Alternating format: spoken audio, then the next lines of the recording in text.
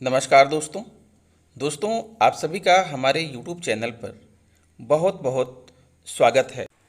दोस्तों आपको बताना चाहेंगे कि 15 मार्च 2023 को ज्योतिष शास्त्र में एक बहुत ही चमत्कारी घटना घटने वाली है।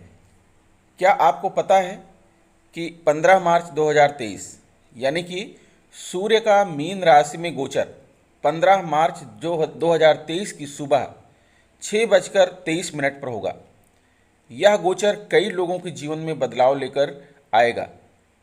कुछ राशियों के लिए सूर्य का गोचर होना सकारात्मक साबित होगा, तो कुछ राशियों के लिए यह नकारात्मक परिणाम भी लेकर आ सकता है। बता दें, राशि चक्र की 12वीं राशि है मीन। यह एक जल तत्व की राशि है और देवगुरु बृहस्पति गुरु इसके स्वामी हैं। मीन राशि शांति, पवित्रता, अलगाव और एक सामान्य व्यक्ति की पहुंच से बाहर के स्थानों का प्रतिनिधित्व करती है। वहीं वैदिक ज्योतिष में सूर्य को सभी 9 ग्रहों के बीच राजा का दर्जा प्राप्त है और इसे आत्मा का कारक भी कहा जाता है। इसके अलावा सूर्य पिता, सरकार, राजा और उच्च अधिकारियों के हितैषी होते हैं। साथ ही यह जातक की गरिमा, स्वाभिमान, अहंकार और कैरियर का प्रतीक होते हैं। ऐसा माना जाता है कि सूर्य हमारे समर्पण, सहन शक्ति, जीवन शक्ति, इच्छा शक्ति, मान सम्मान और नेतृत्व करने की क्षमता आदि को नियंत्रित करते हैं। वहीं अगर शरीर के अंगों की बात करें तो यह हमारे हृदय और हड्डियों को दर्शाते हैं। सूर्य के मीन राशि में गोचर का अर्थ है कि यह सूर्य के गोचर चक्र का आखिरी गोचर है। सूर्य मीन राशि में आते आते अपनी सारी नकारात्मकता और अहंकारी प्रवृत्ति को समाप्त कर देते हैं और पुनः ऊर्जावान हो जाते हैं। इसके बाद यह अपनी उच्च राशि मेष में प्रवेश करेंगे और पुनः अपने गोचर चक्र की शुरुआत करेंगे। दोस्तों, सूर्य का मीन राशि में गोचर के परिणाम स्वरूप लोगों के जीवन में विभिन्न बदलाव देखने को मिलेंगे। हालांकि सभी 12 राशियों के लिए गोचर के परिणाम कुंडली में सूर्य की स्थिति तथा जातक की दशा पर निर्भर करेंगे। तो आइए जानते हैं कि सूर्य का मीन राशि में गोचर सभी राशियों के लिए कैसा साबित होगा।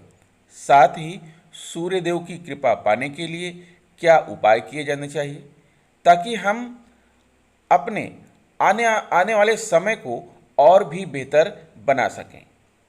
दोस्तों, यह राशिफल आपकी चंद्र राशि पर आधारित है और अपनी व्यक्तिगत चंद्र राशि को आप भली प्रकार जानते होंगे। तो आज हम बात करेंगे दोस्तों कि सूर्य के इस राशि परिवर्तन का कुंभ राशि के जातकों पर क्या प्रभाव पड़ेगा। कुंभ राशि के जातकों के लिए सूर्य सातवें भाव के स्वामी हैं और यह आपके दूसरे भाव में गोचर करेंगे। सूर्य की दूसरे भाव में मौजूदगी के परिणाम स्वरूप आप अपनी प्रभावशाली भाषा से दूसरों का ध्यान खींचेंगे। यदि आप पारिवारिक व्यवसाय से जुड़े हुए हैं तो इस दौरान बेहतर संचार और स्पष्ट बातचीत के माध्यम से व्यवसाय को अधिक मजबूत करने में मदद मिलेगी। आप चल रहे विवादों को सुलझाने में सक्षम होंगे। जो सरकारी कर्मचारी हैं उनके लिए ट्रांसफ़र के योग बनेंगे और इस ट्रांसफ़र से उन्हें दोबारा अपने परिवार के साथ रहने का मौका मिलेगा। व्यक्तिगत रूप से देखें तो सूर्य का मीन राशि में गोचर काल के दौरान आप अपने परिवार के सदस्यों के साथ संबंधों में कुछ मतभेद देख सकते हैं। हालांकि जो लोग प्रेम संबंध में हैं और विवाह करने की योजना बना रहे हैं उनके लिए यह समय अपने साथी को माता पिता से मिलवाने के लिए अनुकूल है। वहीं लोग जो सिंगल हैं और एक आदर्श साथी की तलाश में हैं वह इस दौरान अपने परिवार की मदद से एक अच्छा जीवन साथी पाने में सफल हो सकते हैं। सूर्य दूसरे भाव से आपके 8वें भाव पर दृष्टि डाल रहे हैं, जिसके फलस्वरूप छात्र जो रिसर्च और रहस्य विज्ञान जैसे विषयों का अध्ययन कर रहे हैं उनके लिए यह अवधि अनुकूल साबित होगी। आपको सलाह दी जाती है कि अपना धैर्य ना खोएं और किसी भी तरह के तर्क वितर्क में ना पड़ें। उपाय यह है कि लाल चींटियों को प्रतिदिन गेहूं का आटा खिलाएं। आप जानते हैं कि सूर्य को 9 ग्रहों का राजा कहा जाता है। सितारों के पिता के रूप में भी जाना जाता है।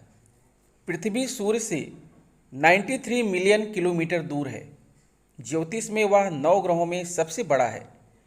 इसका व्यास पृथ्वी से लगभग 110 गुना है और इसकी परिधि लगभग 27,19,000 मील है। सूर्य कभी पीछे की ओर नहीं जाता। काल पुरुष की आत्मा सूर्य है, चंद्रमा उसका मन है, बुध उसकी वाणी है, मंगल उसका बल है, बृहस्पति उसका ज्ञान और सुख है, शुक्र उसकी इच्छा या वासना है और शनि उसका दुर्भाग्य है। कोई भी ग्रह अपनी युति के 8 से 12 डिग्री के घेरे में सूर्य की शक्ति और प्रभाव को अवशोषित करता है। दोस्तों, आप सभी जानते हैं कि ज्योतिष शास्त्र पूरे ब्रह्मांड को 12 भागों में बांटता है और ये 12 भाग जो है 12 राशियों के होता है। एक राशि को एक भाग मिला है और 27 नक्षत्र होते हैं और ये नक्षत्र इन्हीं राशियों के बीच विराजमान होते हैं। इस प्रकार से एक राशि को 2.25 नक्षत्र आते हैं और जो ग्रह हैं इन्हीं राशियों में विचरण करते रहते हैं, इन्हीं में गोचर करते रहते हैं।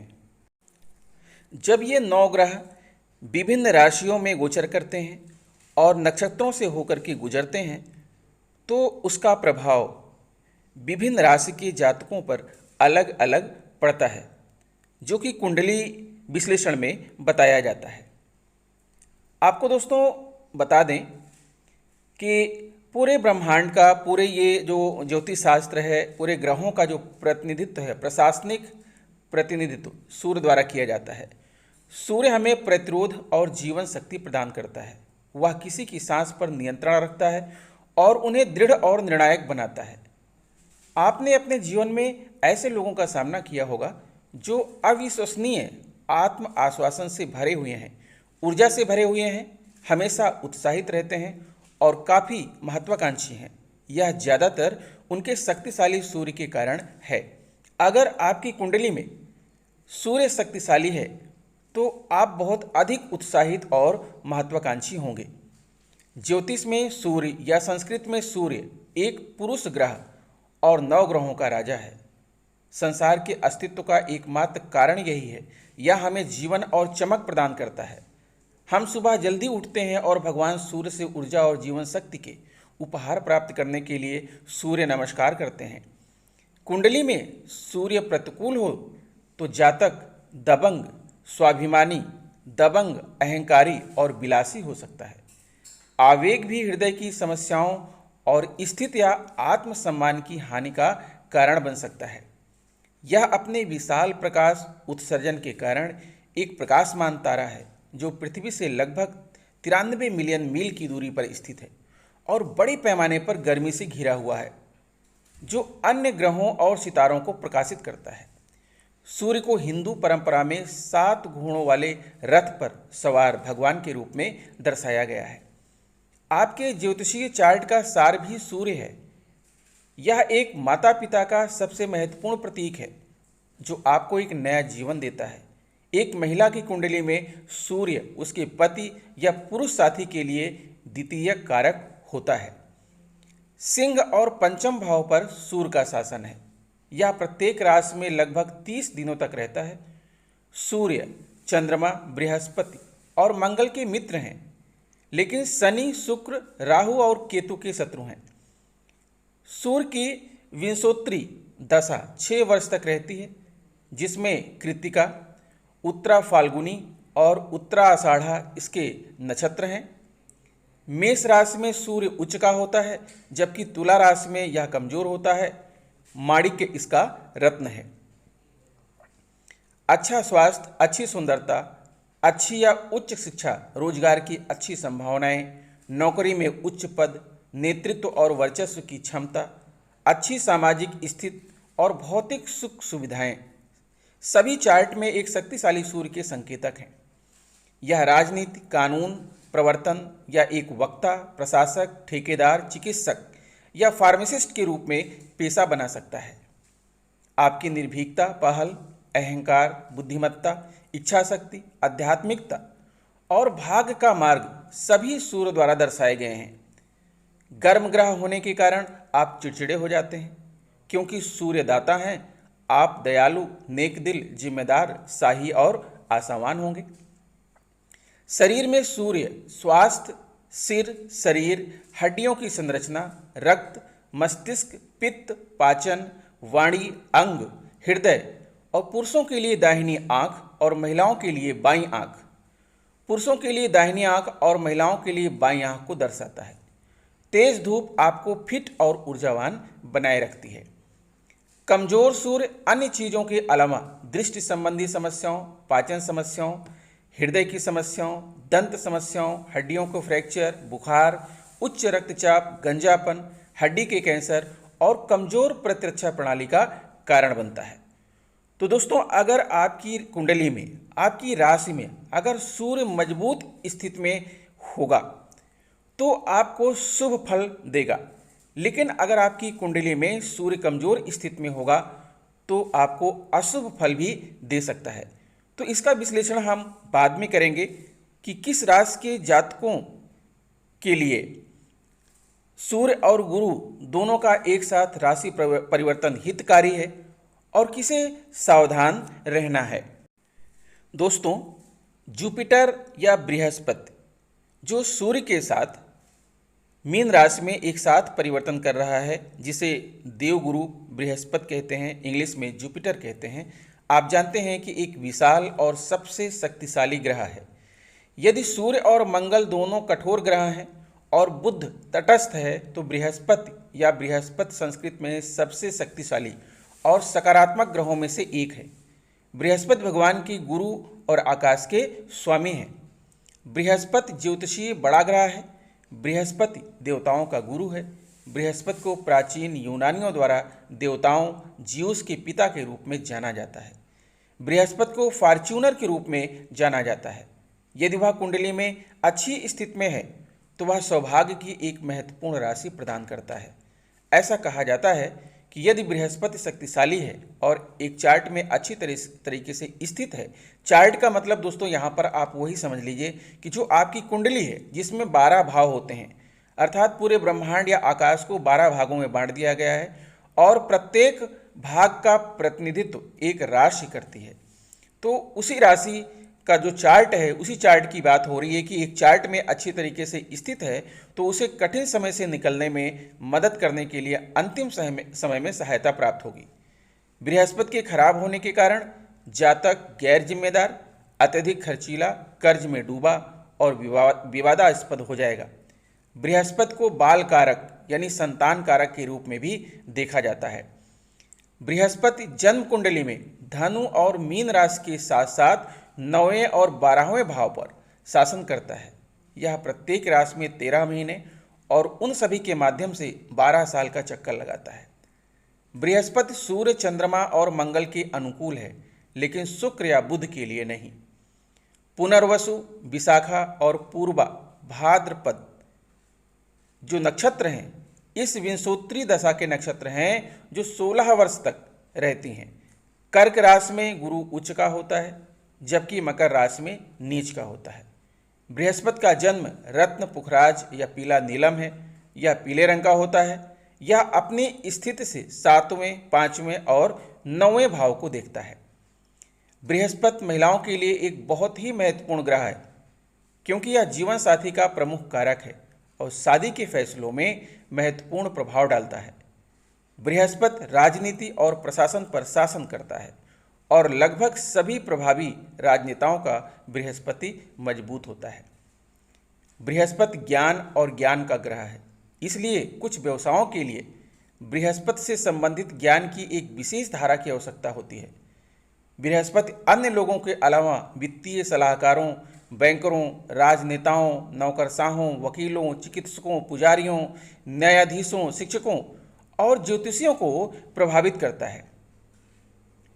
संतान, धन, संपत्ति, शिक्षा, पिता और बड़े भाई बहनों के संबंध में बृहस्पति की स्थिति का परीक्षण करें।